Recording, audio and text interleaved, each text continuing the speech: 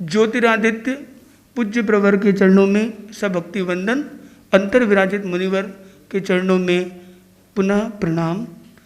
उपस्थित ऊर्जा, उत्साह और उमंग लिए उपस्थित सभी धर्म श्रोता, आज का ये एक विशेष अवसर है जब हम इसके बारे में जानेंगे रक्षा बंधन कैसे मनाएं।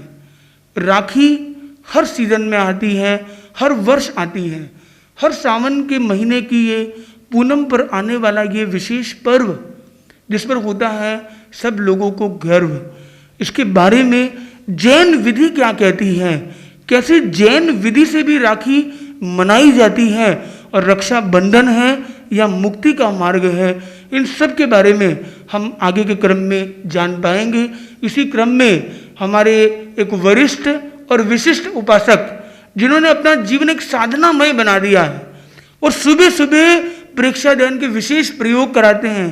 योग, प्रयोग, प्रेक्षा ध्यान, इतना सुंदर इनका क्रम चलता है और जो वाइब्रेंट एनर्जी के साथ करते हैं वो अपने आप में एक आदर्श है। तो मैं चाहूँगा कि यहाँ पर उपस्थित सभी लोग अपने रूटीन में थोड़ा वर्कआउट करके गुड मॉर्निंग में मंगल पाठ लगभग 6:30 बजे बृहद मंगल पाठ होता है, उसके बाद ये क्रम चलता है, इसमें भी आप लोग जुड़ सकते हैं। और अब एक ऐसे युवा जो जिन पर उम्र कभी हावी नहीं हुई पर यह हर परिस्थिति पर हावी हुए, ऐसे हमारे ऊर्जावान सोहन जी सिंघवी अपनी विशेष भावना के साथ आज हमें बताएंगे जैन विधि से राखी कैसे मनाई जाए। तो मैं 50 वर्षों से जैन संस्कार विधि से कार्य कर रहा हूँ, क्योंकि यहाँ वरदहस्त लगा हुआ है गणाधिपति तुलसी का, मुनिश्री, यहाँ वरदहस्त लगा हुआ है गणाधिपति तुलसी का। और उन्होंने जैन संस्कार विधि को सामने रखी, समाज के सामने रखी। हाँ। उस जैन संस्कार विधि के अनुसार लगभग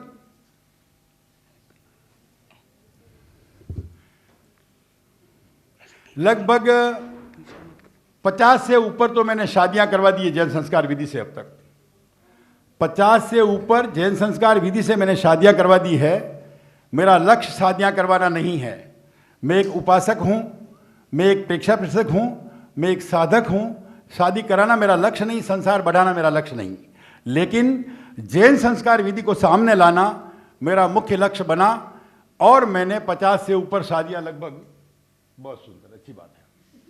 50 से, इनको लेके खड़ा रहना पड़ेगा। अरे आप, चलो ठीक है। हाँ, तो 50 से ऊपर शादियां मैं करा चुका हूं अब तक जैन संस्कार विधि से। 56-57 शादियां हो गई है लगभग। और कई ऑफिसों का उद्घाटन करवा चुका हूं और दीपावली पूजन पर भी बोल चुका हूं, वह भी बता चुका हूं। लेकिन आज तो एक नया प्रारूप ही सामने आया, पुराने मुनि प्रारूप नया। और वो कैसा? एक शुद्ध पवित्र जो रिश्ता है, जिसे भाई बहन का रिश्ता है, रक्षाबंधन, इस विषय पर बताना कि जैन संस्कार विधि से कैसे मनाया जाए। तो जैन संस्कार विधि से जरा इस बहन को एक थाली लाके दो ना, कोई भाई, कोई बच्चे। अरे हाँ, जरा देखो देखो देखो, मुझे कहना तो पड़ेगा, आप क्या करें। हाँ, तभी वो वहां सामान जमा लेंगे। तो सबसे पहले थाली में स्वस्तिक करेंगे। थाली मंगा रहा हूं मैं, और मेरे हाथ में ये है मंगल भावना पत्रक। इस मंगल भावना पत्रक में 9 निधियां है, मेरी दृष्टि में 9 निधियां है इसमें। सबसे पहले श्री, री, धी, धृति की, और शांति, शक्ति, आनंद, तेज और शुक्ल, इस प्रकार। इसकी व्याख्या करते करते मुझे 1 घंटा लगता है कम से कम। यहाँ मेरे पास समय 15 से 20 मिनट का है, इसलिए इसकी लंबी चौड़ी व्याख्या अगर आप सुनना चाहते हैं तो आपको प्रातः की क्लास में आना है, क्योंकि मंगल भावना मैं प्रतिदिन करवाता हूँ नियमित। और ये मंगल भावना पड़ोसियों के लिए नहीं की जा रही है, खुद के लिए की जा रही है। एक लाइन में बोल ही दूँ ना, आपको समझ में भी आ ही जाए। श्री संपन्नोहम श्याम, री संपन्नोहम, धी संपन्नोहम श्याम। अब पूरा बोलने में तो समय लगेगा, तो आप ध्यान दीजिए। पहले में श्री का मतलब लक्ष्मी होता है मेरे हिसाब से। अगर हम सबके पास पैसा नहीं है तो हम किसी काम के नहीं, कौड़ी नहीं है तो, और मुनिश्री के पास पैसा है तो मुनिश्री कुछ काम के नहीं है, अगर एक पैसा भी है तो। ठीक है ना महाराज? हाँ, सीधी सीधी बात है। इसलिए इनके लिए भी है उसी में, उस श्री में छिपी हुई बात है। मैं आभा संपन्न बनूं, इसका अर्थ सीधा ये होता है। तो फिर आप देखिए कि जैन संस्कार विधि से शादी कराने में मैंने पूना में 6-7 शादियां करवाई। पूना वाले इतने खुश हो गए। कुछ मुसलमान उस शादियों में आए थे, ऐसी लड़कियां भी काफ़ी शादी में आई थी। उन लड़कियों ने तो कहा, सर हम तो अब जैन संस्कार विधि से ही शादी करेंगी। और मुसलमानों ने मेरी पीठ थपथपाई, क्या खुदा के बंदे तूने निकाह पढ़ाई है, मजा आ गया। क्योंकि निकाह ऐसी पढ़ाई, वो देखते रह गए कि वास्तव में कोर्ट के जैसी सिग्नेचर लेना, बाकायदा विधिवत फेरे देना, हथलेवा जोड़ना, मंगलसूत्र पहनाना, अरे क्या क्या पंडित क्या करते हैं। और मैं पृथ्वीराज जी कछारे के यहाँ शादी करवा रहा था, आप विश्वास करें न करें, वहाँ पर उदयपुर के दसोरा पंडित 7-8 उनके आमंत्रित थे। उन्होंने देखा, देखते आकर मेरी पीठ थपथपाई। और मैं मेरी प्रशंसा नहीं कर रहा हूँ, जैन संस्कार विधि की बात कर रहा हूँ मैं, ध्यान दीजिए आप। उन्होंने पीठ थपथपाई कि आपने तो हमारे पंडितों का छीन लिया। मैंने कहा छीना नहीं, ज्ञान तो मैंने भी पाया ज्योतिष का, क्योंकि ज्योतिष का काम तो, कुंडली का काम तो मैं भी करता हूँ। तो इसलिए मैं केवल शादी नहीं कराता, केवल संस्कारक नहीं, मुझे एक जगह शादी करने बुलाया मुनिश्री, 8वें चंद्रमा में शादी करानी है। जिस लड़की को 8वां चंद्रमा था उसकी शादी करवानी है। नाम पूछा जाते ही तो मुझे तो चक्कर आने लगे कि 8वें चंद्रमा में शादी कराए और सोनलाल करवाए। 8वें चंद्रमा में तो जोड़ा टूटना है, ये कैसी बात है? जोड़ने की बात करनी है, तोड़ने का काम बन रहा है। तो मैंने तुरंत उसके पिताजी को बुलाया और उन्हें कहा 1.25 किलो चावल लाइए, एक सफ़ेद कपड़ा लाइए, 51 रुपये रोकड़ लाइए और उस पंडित को देकर आइए जिसने लगन निकाले। इस बच्ची के अंग पे उतार के दे दो उसको। उस लड़की को मंत्र लिख के दे दिया। कोई नोटिस है क्या? लाइए।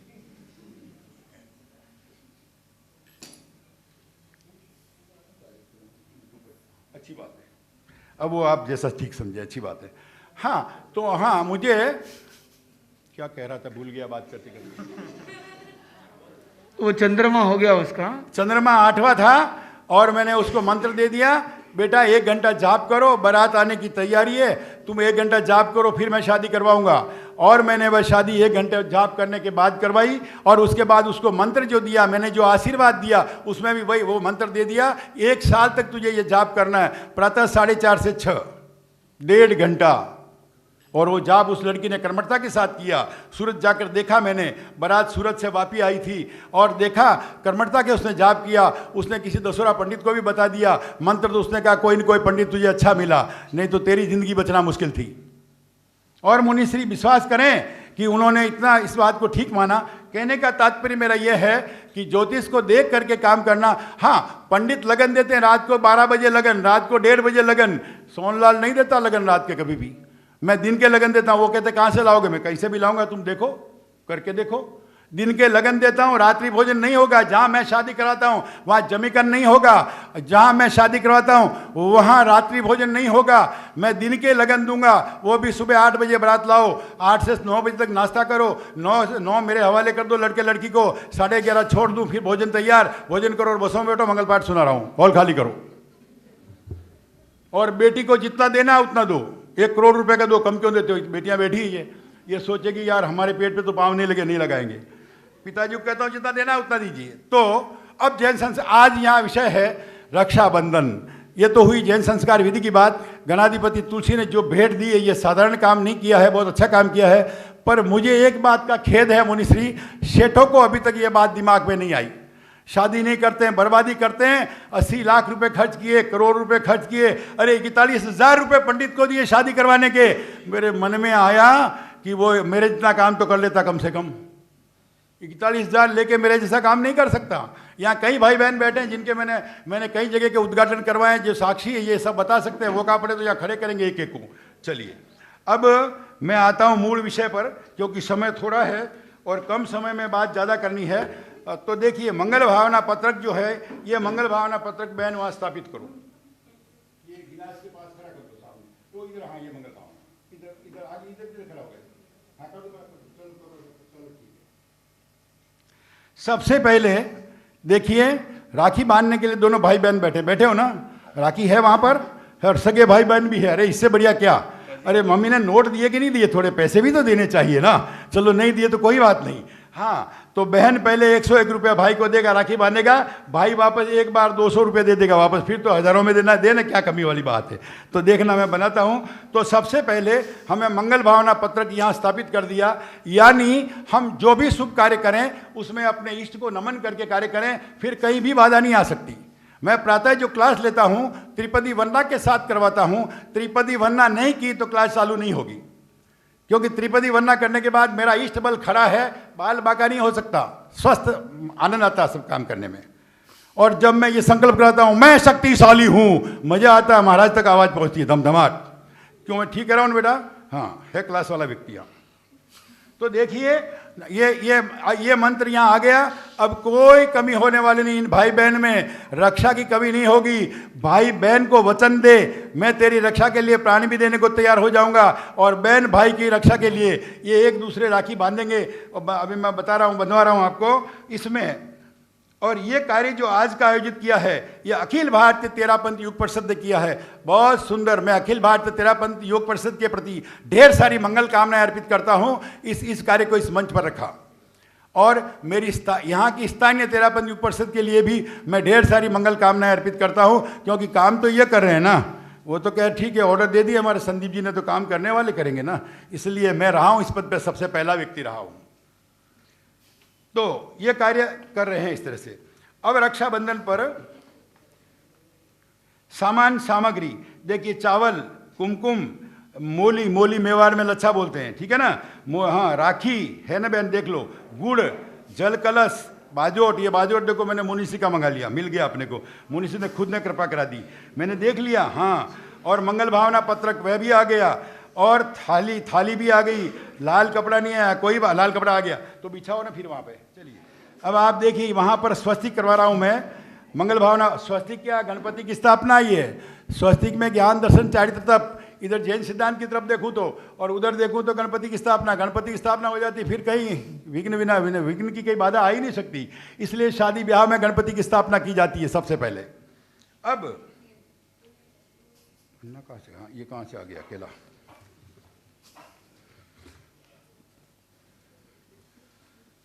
हाँ, ये सामग्री मैंने इन्हें बता दी। विधि, सभी परिवारजन पूर्वाभिमुख या उत्तराभिमुख। देखिए, पूर्वाभिमुख हमारे मुनिश्री विराज गए हैं, मैं उत्तराधिमुख खड़ा हूँ, आप उत्तराधिमुख बैठिए बहन। वो बहन जिसकी जो राखी बांधेगी वो पश्चिम, ये पूर्व बैठी अच्छी है। इस तरफ मुंह नहीं होना चाहिए, दक्षिण की तरफ। बस, तो इसको हमने टाल दिया, मैंने सीधा सामने लगा दिया। नीचे बिठाएंगे तो मज़ा नहीं आता मुनिश्री काम करने का। मैं तो मंचों पे करवाता हूँ, मज़ा आता है, पर हमारे मंचों पर मुनिश्री चाहिए, क्योंकि ये मंगल ही मंगल है। ये आते हैं तो सब आनंद ही आनंद है, कमी नहीं होती। अब पूर्वाभिमुख होकर उत्तराभिमुख होकर बैठना है। बाजोट, लाल कपड़ा बिछाकर, चावल, स्वस्तिक बना है, चावल स्वस्तिक का, वही मैंने कहा है। हाँ बहन बनाओ, बना रही है बहन, मेरे मुझे मदद करिए बहन, क्योंकि माँ के बिना काम नहीं बनता। जहाँ चाहिए पहले माँ चाहिए। क्यों बेटा, ठीक है ना? करोगी ना माँ की सेवा? ये जो जितनी लड़कियाँ बैठी है, पानी पीना है तो मम्मी पानी पीना है। क्यों इनल गलत तो नहीं बोल रहा हूँ ना? ऐसा नहीं उठ के आए मम्मी को भी पिलाए वो भी पिए, ऐसा नहीं, मम्मी पानी पीना है। मुझे तो हंसी आती है मैनों पर। मुनिसी क्लास लेते हैं, उनका क्लास लेने को खड़ा कर दो एक दिन, मुझे इनको समझ में आ जाए कैसा व्यवहार होता है, घर का व्यवहार कैसा करना है। आज आप खड़े ही हो। खड़े तो ध्यान दीजिए, कड़वा भी बोलता हूँ, क्यों? डायबिटीज की दवा देता हूँ मैं, इसलिए कड़वा भी बोलता हूँ, मीठा भी बोलता हूँ। तो देखिए, पूरा ये देखिए, कपड़ा बिछा कर मंगल भावना पत्रक स्थापित करें। मंगल भावना स्थापित कर दिया है, वहाँ रख दिया बराबर, ठीक ओके, फर्स्ट क्लास। वो कुमकुम थोड़ा आपको पानी मिला करके तैयार करना, गिलास है पानी की, ठीक है ना। बाकी के चावल नीचे रख दो, जो ज़्यादा एक्स्ट्रा है वो नीचे रख दो, बस इसकी अपने को जरूरत नहीं है। ओके, बस चलो। अब इसके बाद में आप मिलाओ, कुमकुम मिलाओ। मैं मंत्र पढ़ रहा हूँ। सर्वमंगल मांगल्यम सर्व कल्याण कारणम प्रधानम सर्वधर्माणम जयनम जयतु शासनम। हमारा ये मंत्र नहीं है, महामंत्र है। देखिए, पंडित शादी करवाते हैं मंत्र से करवाते हैं, और मैं शादी करवाता हूँ महामंत्र से करवाता हूँ। अब तक किसी का बाल बांका नहीं हो गया, 56-57 शादियाँ करवा दी उसमें। मैं सब जानता हूँ, सबके प्रमाण पत्र मेरे पास एक प्रति पड़ी है, इसलिए बहुत ही अच्छा ये मंत्र पहले पढ़ लिया। फिर थाल में कुमकुम अरम स्वस्तिक अंकन करें। थाल में भी अगर आप अरहम लिख सके तो अरहम लिख ले बीच में, थाल के बीच में, थाली के बीच में, हाँ लिख ले, अरहम लिख लें। चलो, मंगलम भगवान वीरो मंगलम गौतमो गणी मंगलम स्थूलिभद्राद्या जैन धर्मोस्तु मंगलम, जैन धर्मोस्तु मंगलम। इस मंत्रोच्चारण के साथ देखिए, ये थोड़ी पूजा की सामग्री जम जाए, मैं राखी बंधवा देता हूँ। मंत्र तो और भी है, जरूर पढ़ूंगा मैं। अरहंतो भगवंत इंद्रमहिता सिद्धा च सिद्धि स्थिता आचार्य जिन शासनोन्नतिकरा पूज्य उपाध्यायका श्री सिद्धांत सुपाठका मुनिवरा रत्नत्रयाराधका पंचैते परमेष्ठिन प्रतिदिनम कुर्वन्तु नो मंगलम। समाज को ये कहना चाहता हूँ, घर में राखियाँ बांधेंगे रविवार के दिन, पूरे दिन राखियाँ चलेगी, लेकिन इन मंत्रों का उपयोग अवश्य करें। राखी भाई, सभी भाई बहन हैं, सबके भाई बहन हैं। कोई बहनें कांदीवली जाए, कोई बोरीवली जाए, कोई वीटी जाए, कोई यहाँ आएगी, ये तो अदल बदल होना ही है, लेकिन सबको राखी बांधने तक ये इस मंत्रों का उच्चारण करना है। रक्षा कवच है ये हमारा। हाँ ठीक है, वो स्वस्तिक बनाया वहाँ पे बहन, थाली में स्वस्तिक बना दिया ना, अरहम लिखा, हाँ एक ही बात है। चलो वो वही बात है, बस आपको उसको रखो ना वहाँ पे। अरे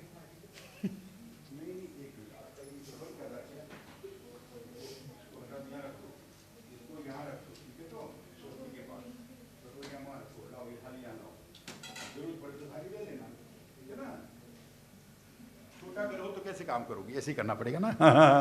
हॉल तो बहुत बड़ा है अपना।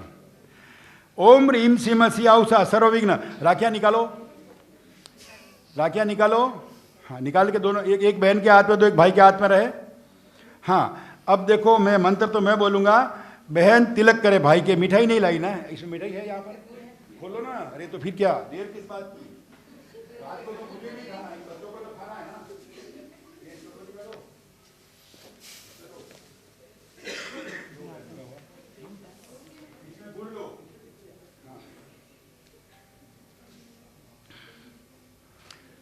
गुड़ ले लिया, ले लीजिए, गुड़ ले लीजिए। हाँ बहन आप रखो, बेटी को कह रहा हूँ, बेटी आप तिलक करो, भाई को खड़ी हो जाओ। देखें आप बैठी नहीं रहोगी, आओ इधर आओ, भाई के पास आओ। भाई तू भी खड़ा हो जा ना, क्या बैठे बैठे तिलक करवाएगा? अरे वाह भाई वाह, क्या बात कर रहा है यार। तू बड़ा है कि छोटा है? ये छोटा है कि बड़ा है तेरे से? बड़ा है ना, छोटा है लेकिन दिखता मोटा है। चल लगा तिलक, लगा। चलो ठीक है लगा तिलक। तिलक किया? अरे डरता क्यों, तिलक करने देना। अरे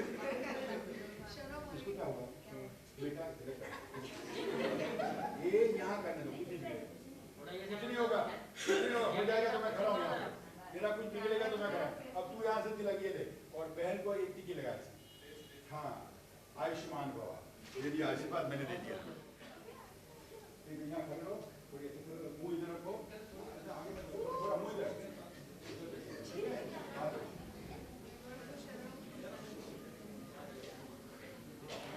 ओम रीम सिम असि आउसा सर्वविघ्न रोगोपद्रव विनाशा सर्व शांतिम कुरकुरु स्वाहा।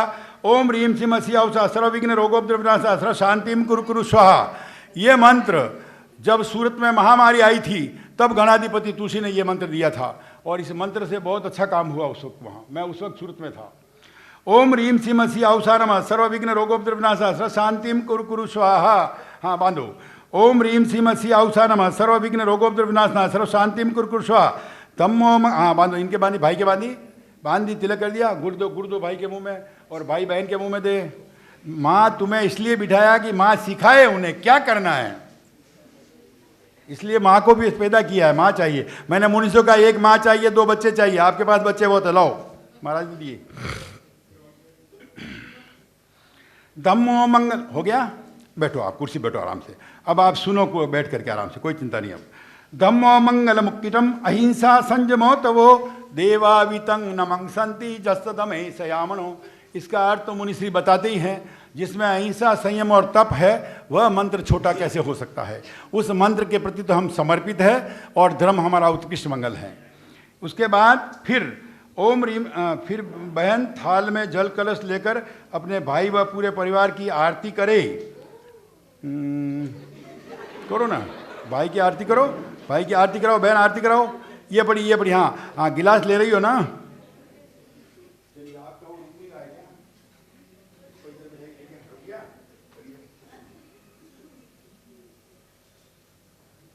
महिला मंडल की अध्यक्षा देख रही है। अंकल जी क्या कर रहे हैं? अंकल जी 78 के युवक हैं, 78 वर्ष का युवक हूँ मैं, क्लास लेता हूँ। तब देखो इधर आके एक दिन क्लास में आ जाओ सब भाई बहन, मजा आ जाएगा सबको। हाँ, इतने हंसाऊंगा।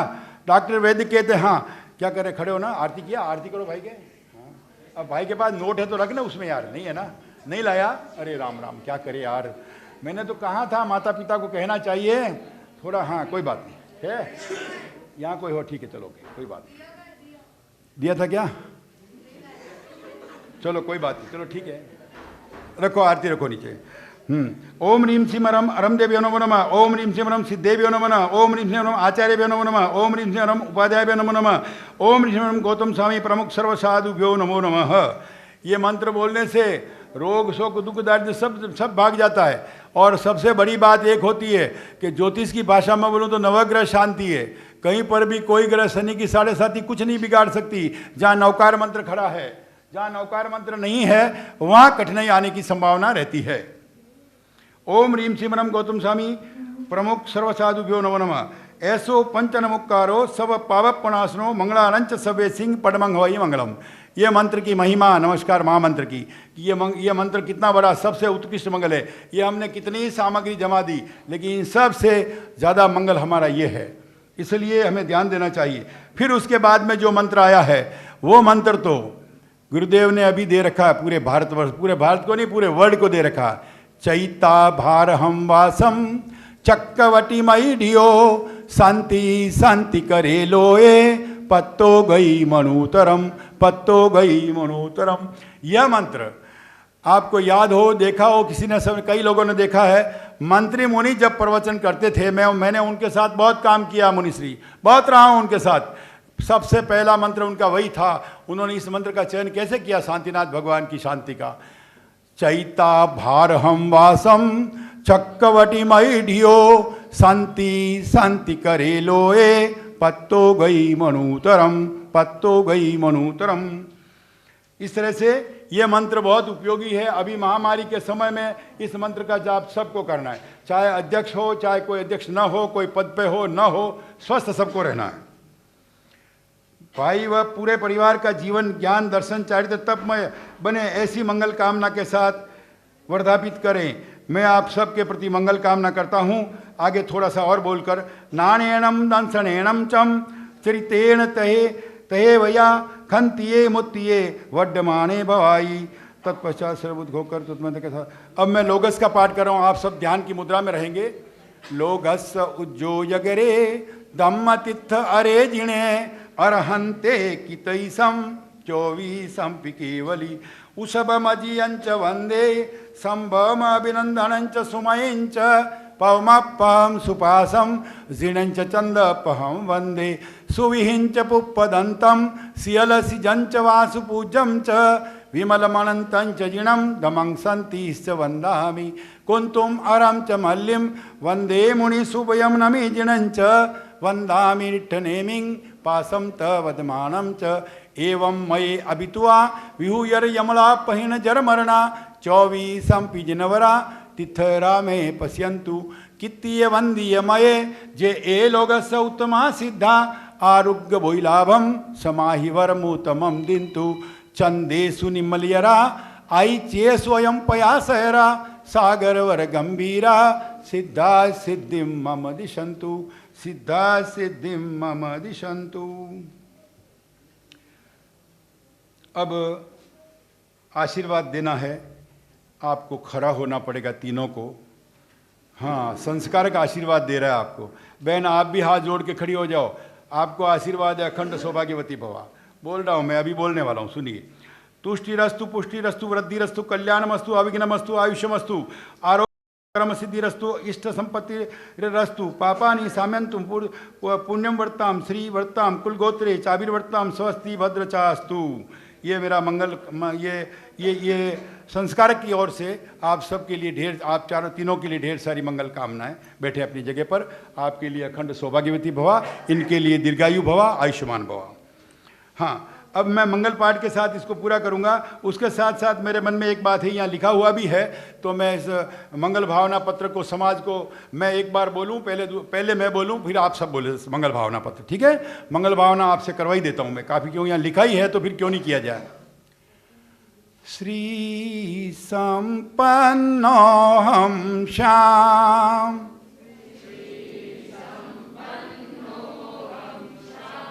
री संपन्नोऽहं श्याम धी संपन्नोऽहं श्याम धृति संपन्नोऽहं श्याम शक्ति संपन्नोऽहं श्याम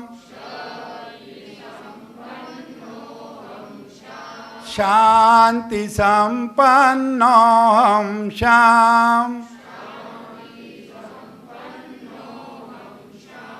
नंदी संपन्नोऽहं श्याम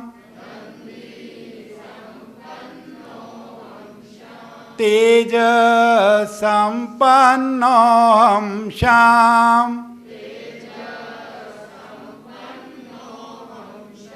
शुक्ल संपन्नोऽहं श्याम श्री संपन्नोऽहं श्याम। यह मंगल भावना आप सब ने की है, खुद के अपने लिए की है, पड़ोसी के लिए नहीं की है। पहले में श्री संपन्नोऽहं श्याम का अर्थ होता है मैं आभा संपन्न बनूं, मैं लक्ष्मी संपन्न बनूं। किसको पैसा नहीं चाहिए? पैसा नहीं चाहिए आपको? चाहिए ना? अच्छा, पैसा सबको चाहिए। तो अब पहले में सबसे पहले पैसा मांगा है, मैं लक्ष्मी संपन्न बनूं। दूसरा री संपन्न, मैं लज्जा संपन्न बनूं, निर्लज न बनूं।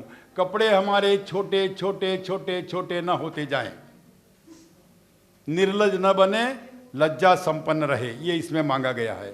तीसरे में धी संपन्नोऽहं श्याम, मैं बुद्धि संपन्न बनूं। कौन मूर्ख बनना चाहता है? बेटी बनना चाहती हो मूर्ख? नहीं बनना चाहती हो, कोई नहीं बनना चाहता। तू बनना चाहता है?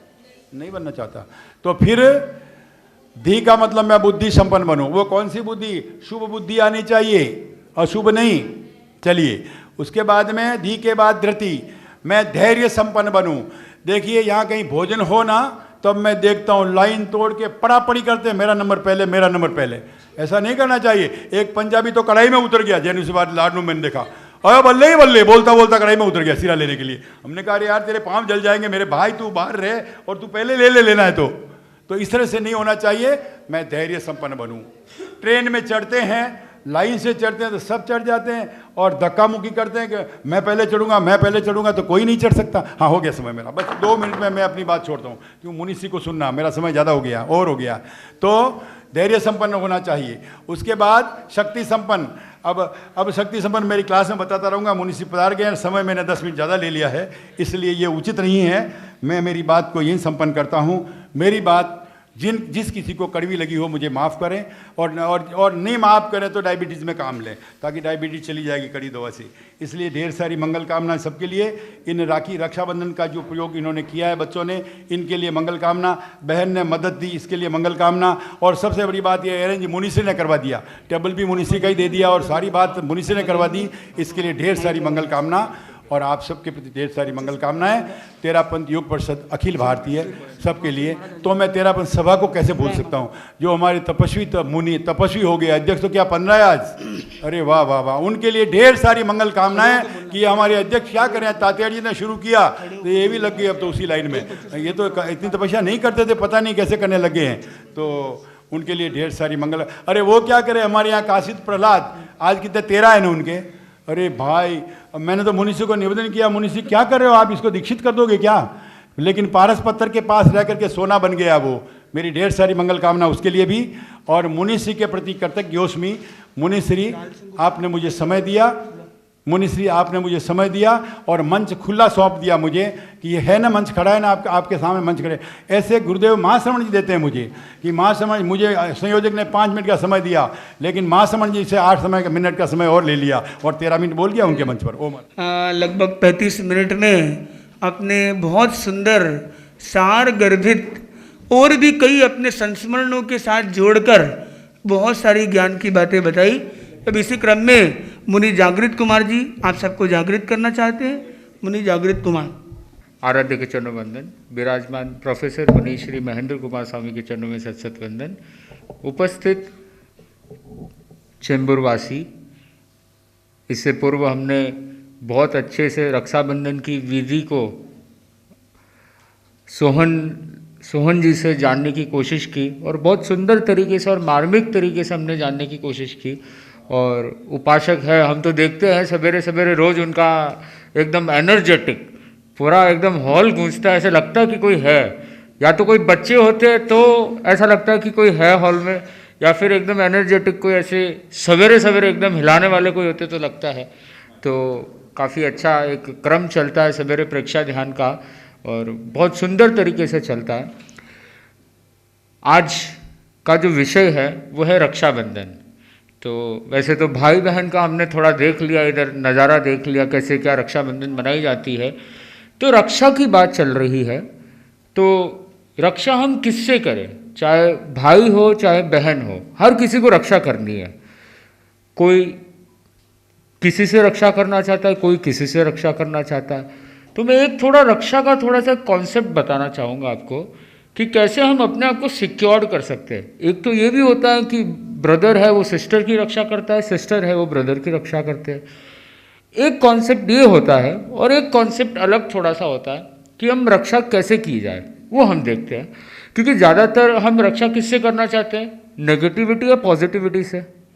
नेगेटिविटी मतलब नेगेटिव एनर्जी से अपने आप को रक्षित करना चाहते हैं, हम अपने आप को सुरक्षित करना चाहते हैं, हम लगभग यही कहते हैं।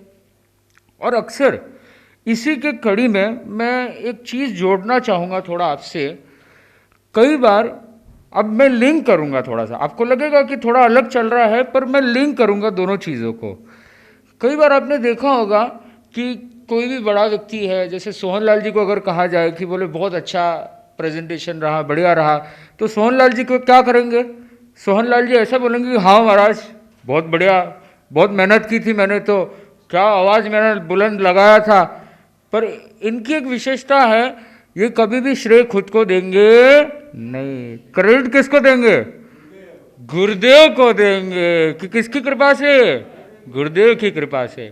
चाहे हमारे मूलचंद जी भी इतनी तपस्या कर रहे हैं, तो बहुत बड़ी बात है कि इतनी लंबी तपस्या हमारे से तो नहीं होती, इसलिए हम किसी को प्रेरणा भी नहीं देते जल्दी से, क्योंकि खुद ही नहीं कर पाते तो दूसरे को क्या प्रेरणा देंगे। पर हमारे अजित स्वामी है वो कर ली और उनसे उन्होंने प्रेरणा स्रोत लिया। तो मूलचंद जी को भी बोलेंगे कि भाई तपस्या कर ली इतनी बड़ी, और उसमें भी एकदम एक्टिव। मैं तो देख रहा था कि 9-10 तक की तपस्या तक तो बराबर आ रहे थे और लग भी नहीं रहा था बिल्कुल से, तो बहुत अच्छी बात है। तो अगर उनको ये बात बोली जाएगी तो वो क्या बोलेंगे, या तो गुरुदेव की कृपा से, और उन्होंने एक बोला कि तपस्वी मुनिश्री की कृपा से, कि उनका तेले में हमको बहुत आशीर्वाद मिला। मतलब उपवास बेले जब किया तब तो क्या है, मुनिश्री का थोड़ा सा नेचर थोड़ा ऐसा है, आपको पता होगा थोड़ा सा, तो जब दर्शन करते थे तो कुछ रिएक्शन नहीं आता था, पर तेले की तपस्या करते ही मुनिश्री एकदम खिल उठे। तो जैसे ही वो एनर्जी गई, एक बूस्टअप मिला, वो बोले अभी तो मुझे आगे करना है। तो उन्होंने भी कहीं ना कहीं श्रेय किसको दिया, अजित स्वामी या बड़े महाराज है या गुरुदेव की कृपा से। तो ऐसे चेंबूर का भी भवन बना है, एक ये भी एक बड़ी उपलब्धि है, क्योंकि भवन बना है तभी आना जाना हो रहा है। तो हमारे भगवती लाल जी है और कितने कितने लोगों ने, संदीप जी चाहे बोल दो, रमेश जी है, कितने कितने लोग हैं, मूलचंद जी है, बहुत और भी कार्यकर्ता होंगे जो कहीं ना कहीं इस भवन की नींव में योगदान दिया है। जब इनको बोला जाएगा कि बहुत अच्छा ये वो, बहुत अच्छा लाभ मिल रहा है, बहुत फटाफट शीघ्र, बाकी सारे क्षेत्रों में भी ऐसी बातें चलती है भवन निर्माण की, पर कितने सालों से पेंडिंग चल रहा है। ऐसा नहीं है कि समृद्धि की कमी है, पर कमी प्लानिंग की है, एकता की है, बहुत कारण है। पर चेंबूर वालों ने फटाफट 2020 में कंप्लीट कर दिया, और गुरुदेव पधार रहे, उससे पहले ही तैयार हो गया एकदम। तो क्षेत्र भी तैयार हो जाएगा, भवन भी तैयार। तो अगर ये बात बोली जाएगी कि बहुत बढ़िया हो गया, बहुत अच्छा हो गया, तो आप लोग क्या बोलोगे? सभी के सहयोग से हुआ, या बोलोगे गुरुदेव की कृपा से? यही बोलते ना। अब देखो, जहाँ पर हम जैसे हनुमान, कोई जो हनुमान भक्त है उसको अगर कहा जाए कि तुम्हारा बिजनेस तो बहुत अच्छा चल रहा है, बहुत बढ़िया चल रहा है, तो वो क्या बोलेगा? हनुमान की कृपा से। और जो राम भक्त है उसको अगर कहा जाए, मैंने तो बहुत जगह पर देखा है ये चीज़, और मुझे तो पहले बहुत डाउट आता था, बोले ये क्या है, उनकी कृपा से, इनकी कृपा से, क्रेडिट तो खुद तो लेते ही नहीं है। जब प्रॉब्लम होती है तब सारा क्रेडिट खुद को, जब अच्छी चीज़ होती है तो क्रेडिट दूसरे को, ऐसे कैसे हो गया? ये समझ में नहीं आता था मुझे। तो जो राम को मानता है वो क्या बोलता है? राम की कृपा से। जीसस को मानता है वो किसकी कृपा? जीसस की ब्लेसिंग से। और जो अल्लाह को मानता है वो क्या बोलता है? अल्लाह मेहरबान, तो खुदा गदा, खुदा रे गदा पहलवान। तो लगभग ये देखा जाता है कि जो जिसको मानता है वो क्रेडिट किसको देता है? उसको देता है। पर अगर थोड़ा हम इंटीरियर रूप में देखने जाए, मैं भी था, मुझे याद है जब मैं भी साधु जीवन में नया नया आया था, तो मैं कुछ भी याद करता था, क्योंकि नई नई चीज़ें याद करनी पड़ती थी। मैं देखो रक्षाबंधन से इसको जोड़ूंगा, चिंता मत करो आप, कैसे लिंक होता है वो देखेंगे हम, टाई अप होगा, ये बहुत अच्छे से होगा। तो जब छोटा था ना मैं, तो दीक्षित हुआ था, तो उसमें बहुत सारी चीज़ें याद करनी पड़ती है हमको, तो काफ़ी चीज़ें याद करनी पड़ती है, तो मेहनत बहुत करनी पड़ती है, क्योंकि एक एज के बाद थोड़ा लर्निंग थोड़ा मुश्किल हो जाता है, और रीजनिंग जब शार्प हो जाता है तो लर्निंग और भी मुश्किल हो जाता है। तो जब लर्निंग करते थे तो 10वें आलिम करके एक पोथा होता है, तो वो लर्निंग करते थे, उसमें बहुत सारी गाथाएं होती है, तो बहुत हार्ड होता था। तो अगर मान लो 2-3 भी हमने कर ली तो हमारे लिए बहुत बड़ी बात हो जाती थी, 56 की छाती खुल जाती थी। तो जब याद करके शाम को वंदना करते ना सब संतों को, तो जब संतों को सब वंदना करते थे तो संत फरमाते थे कि भाई कितने किए आज? बोले 3 किए, 4 किए। तो मैं जैसे ही बोलता था 3 किए, 4 किए, तो मैं मतलब संत थोड़ा अच्छा उत्साहवर्धन करते थे, मोटिवेशन देते थे, हाँ वाह वाह बहुत अच्छा, कल तो अभी 10 करने हैं, कल इतने करने, वैसे करने, और बहुत मेहनत कर रहे हो, बहुत बढ़िया कर रहे हो। तो मैं भी थोड़ा फूल जाता था, बोले हाँ बराबर तो है, मेहनत मैंने ही की है। मैं एकदम अलग एकांत में जाकर के मैंने अच्छे से याद करने की कोशिश की। तो संत मुझे बोलते थे कि श्रेय किसको जाना चाहिए? गुरुदेव की कृपा से। अब क्या है, मैं तो क्या नया नवेला था ना, आप लोग तो क्या जमे जमाए हो, मैं नया नवेला। अब मुझे पता नहीं कि ये कैसी शब्दावली होनी चाहिए। जैसे कई बच्चे आते हैं वो बोलते हैं शब्दावली नहीं पता महाराज, आपसे बातचीत कैसे करते, पर मेन भावना है, शब्दावली मेन मैटर नहीं करता। तो मैं भी अभी ज़बरदस्ती तो बोलने लग गया गुरुदेव की कृपा से, पर मन ही मन मेरे अंदर क्या चलता था? मन ही मन चलता था कि मेहनत किसने की? मैंने। एनर्जी किसने लगाई? टाइम किसने लगाई? मैंने। तो फिर गुरुदेव कहाँ से इन्वॉल्व हो गए इसमें? गुरुदेव कहाँ बता रहे मेरे को याद करने में? गुरुदेव ने पूछा भी नहीं मुझे कि कितने याद किए, इतने याद किए। पूरी 10वीं आलिम याद हो गई, उसके बाद गुरुदेव को समर्पित किए जाती है कि भाई ये 10वीं आलिम याद हो गई। तो गुरुदेव तो कितना समय लगाएंगे? 2 मिनट, 3 मिनट। अब समझ में नहीं आया मुझे कि ये ऐसा क्यों होता है, इस प्रकार से क्यों होता है कि जो भी कुछ भी करे, कुछ भी मेहनत करे, और श्रेय goes to, credit goes to somewhere else, somebody else. तो ये प्रश्न मेरे दिमाग में बहुत खनक रहा था, और जब ये प्रश्न मेरे दिमाग में उपस्थित हुआ था तब मैं काफ़ी चिंतन भी करता था। और लगभग मैं बड़े बड़े जो संत होते थे, अब मुनीश्री भी है जैसे, तो मुनीश्री का कुछ भी अच्छा होगा, कोई कॉन्फ्रेंस में अगर मान लो अच्छा प्रेजेंटेशन हुआ या चातुर्मास भी हो रहा है, मुनीश्री अच्छा कुछ फरमाया और सबने तारीफ की, तो मुनीश्री भी क्या फरमाएंगे? गुरुदेव की कृपा से, आचार्य श्री भिक्षु की कृपा से। अब आप देखो मुनीश्री गुरुदेव से बड़े हैं छोटे हैं? वैसे तो ठीक है गुरुदेव बड़े हैं, पर दीक्षा पर्याय में देखने जाए तो कौन है बड़े? मुनीश्री। तो भी वो क्या बोल रहे हैं? किनकी कृपा से? गुरुदेव की कृपा से। अब ये थोड़ा सा समझ में नहीं आया कि ठीक है मैं छोटा हूँ तो मेरे को तो बोलना थोड़ा सा वो फॉर्मेलिटी बोलो, जो भी बोलो वो करना पड़ेगा, पर वो तो बड़े हैं तो भी उनको बोलना पड़ता है गुरुदेव की कृपा से। और गुरुदेव के पास भी जाएंगे गुरुदेव को भी अभी कोई तारीफ करता है ना, तो गुरुदेव भी क्या फरमाएंगे पता है आपको? मैंने तो बहुत बार देखा है, गुरुदेव को बोल दिया कि आपका तो शासन बहुत ज़बरदस्त चल रहा है, आपके तो कितने कितने लोग आते हैं, कितनी भीड़ आती है, और आपकी साधना भी इतनी उच्च कोटि का, आचरण भी इतना उच्च कोटि का है। गुरुदेव क्या फरमाते हैं? अब गुरुदेव कहाँ जाएंगे?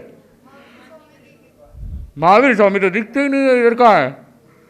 तो गुरुदेव फरमाते हैं, क्योंकि गुरुदेव का तुलसी गणी से बहुत निकटतम है था, तो गुरुदेव तुलसी की कृपा से या आचार्य श्री भिक्षु की कृपा से या महावीर शासन की देन है, उसलिए सब कुछ चल रहा है। तो गुरुदेव की भी ये विशेषता कि गुरुदेव भी क्रेडिट किसको दे देते हैं? किसी और को देते। अब ये समझ में मुझे नहीं आया कि ऐसा क्यों करते। अपने यहाँ पर भी धर्म संघ में डाला है कि कभी भी कोई किसी की भी तारीफ करता है तो वो सबसे पहले क्या बोलता है? गुरुदेव की कृपा से। अब देखो बात ये है, भवन निर्माण में गुरुदेव आए क्या? हेल्प किया क्या? बोले डोनेशन लाना है, इधर उधर से लाना है, तो हेल्प किया क्या किसी ने? गुरुदेव पधारे थे क्या? कोई मीटिंग की थी क्या भगवती लाल जी स्पेशल गुरुदेव के वहाँ पर इसके लिए? नहीं की थी। अच्छा, अंतरंग टेलीपैथी होती थी। पर मेन बात है, देखो जो भी हम कर रहे हैं, चाहे बड़े महाराज हो, चाहे हम हैं, चाहे कोई भी है, गुरुदेव का डायरेक्ट इन्वॉल्वमेंट नहीं है। आप बिजनेस भी अच्छा कर रहे हो तो गुरुदेव हेल्प करते हैं क्या आपको बिजनेस में? आपकी दुकान में बाजार जाते हैं, अच्छा वो फोटो के थ्रू ऊर्जा प्रेषित करते हैं, ऐसा है क्या? पर गुरुदेव तो कभी भौतिक कार्यों में कभी भी हेल्प करेंगे नहीं। वो तो आध्यात्मिक रूप में हेल्प कर सकते, सहयोग कर सकते, पर भौतिक रूप में सहयोग नहीं कर सकते। तो तब भी आपको अगर बोला जाए एक की 2 दुकान हो गई, एक फ्लैट के 2 फ्लैट हो गए, 3 फ्लैट हो गए, तो आप लोग क्या बोलोगे? गुरुदेव की, अरे यार गुरुदेव, इसमें भी गुरुदेव, भाई इसमें जोड़ो तो बराबर है गुरुदेव।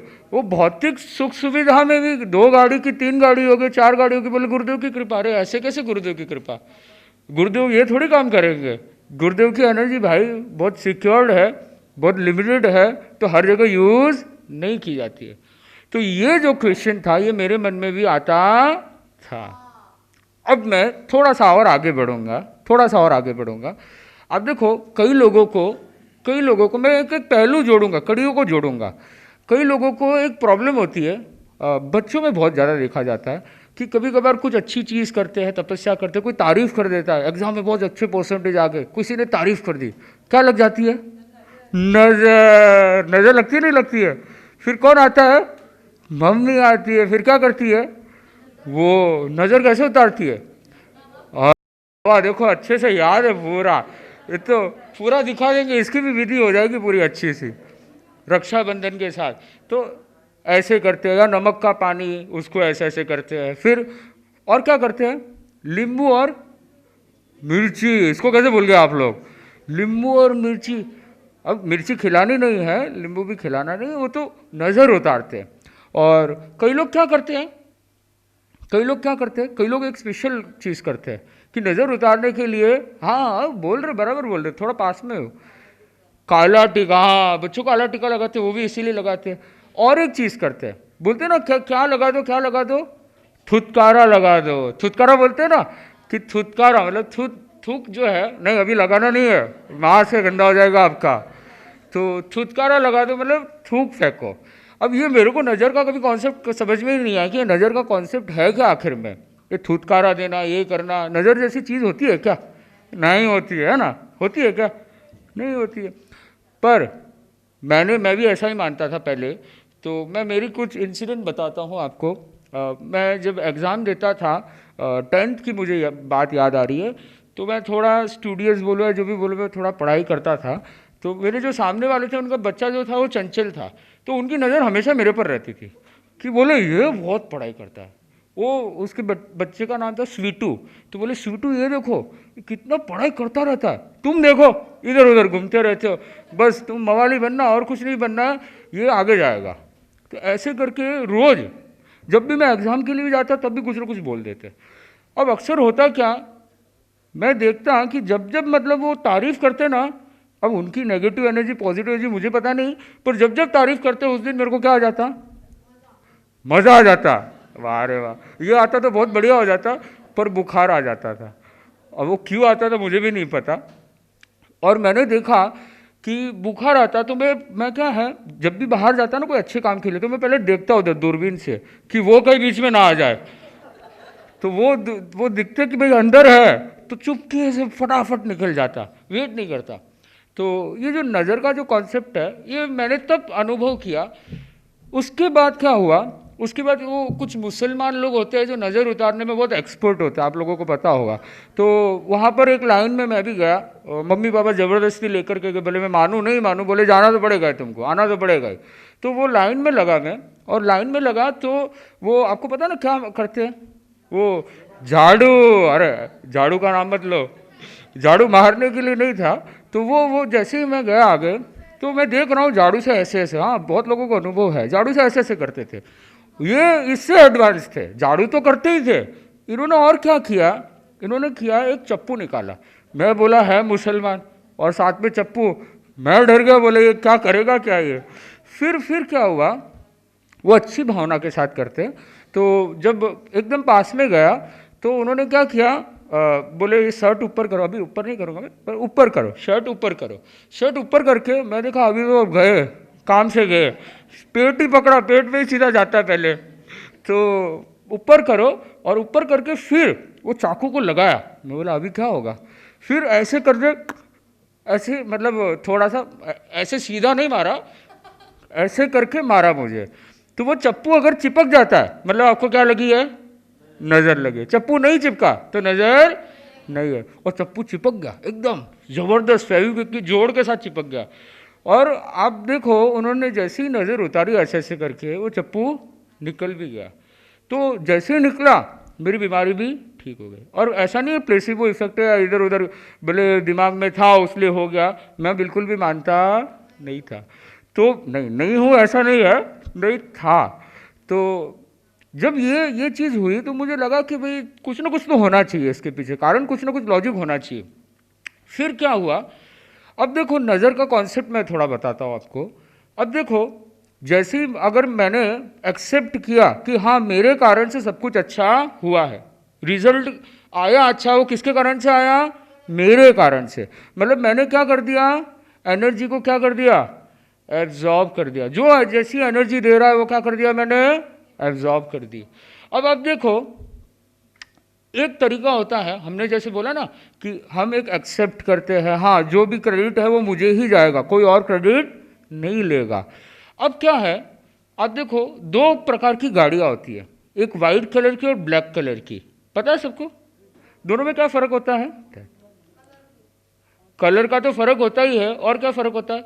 देखो वाइट गाड़ी जो होती है ना, वाइट गाड़ी इंडिया में बहुत चलती है ना, तो वो क्या करती है, लाइट को, सनलाइट को क्या करती है, एब्जॉर्ब करती है। और ब्लैक गाड़ी क्या करती है, नहीं वाइट गाड़ी जो है वो सनलाइट को एब्जॉर्ब करती है क्या, वो फेंकती है, रिफ्लेक्ट करती है। और ब्लैक गाड़ी क्या करती है, एब्जॉर्ब करती है।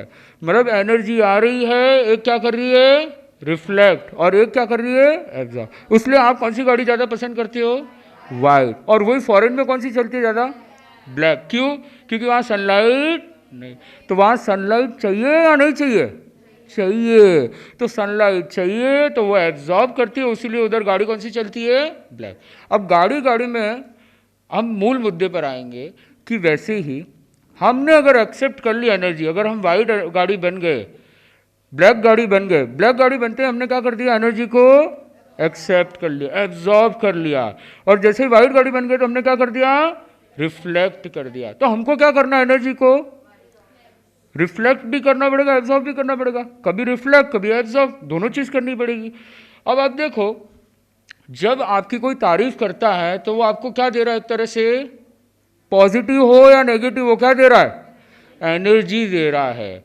अब देखो कभी कभार एनर्जी हम एब्जॉर्ब कर लेते हैं पूरी तो कोई दिक्कत नहीं है, पर कभी कभार आपने देखा होगा ना मोबाइल जो होता है ना, मोबाइल फ़ोन, तो मोबाइल फ़ोन को चार्जिंग में रखा, 1 दिन 2 दिन चार्जिंग में रख दिया, क्या होता है, ब्लास्ट होता नहीं होता। ट्रायल मत करना, हाँ ट्रायल मत करना, पर ब्लास्ट होता है। वो क्यों होता है, क्योंकि एनर्जी क्या हो गई, एक्सेस हो गई, एक्सेस एनर्जी चली गई, इसलिए वो क्या हो गया, बम, ब्लास्ट हो गया। पर अगर एनर्जी एक्सेस नहीं जाएगी, लिमिटेड में जाएगी, तो ब्लास्ट होगा क्या, नहीं होगा। तो वही बात हमारे साथ है। हम अगर एनर्जी को एब्जॉर्ब कर लेते, अगर हमने क्रेडिट खुद को ले दिया, तो फिर क्या होगा, ब्लास्ट होगा नहीं, ब्लास्ट नहीं करेंगे।